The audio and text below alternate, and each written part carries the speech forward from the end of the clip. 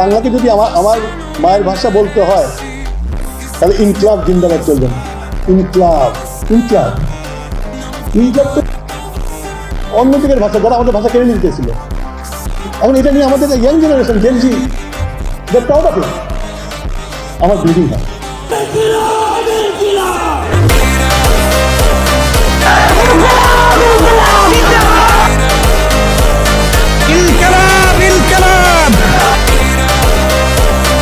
আমাদের যে একটি স্লোগান দেওয়া হয়েছিল ইনকিলাব জিন্দাবাদ, সেটা নিয়ে অনেকের মুখে কথা শোনা যাচ্ছে। আমরা পুরো বাংলাদেশকে বলতে চাই, পুরো বিশ্ববাসীকে বলতে চাই, বাংলাদেশের জনগণ, মাটি এবং মানুষের যারা রয়েছেন পুরো আকাশের মধ্যে ইনকিলাব জিন্দাবাদ লিখে দেবে ইনশাআল্লাহ।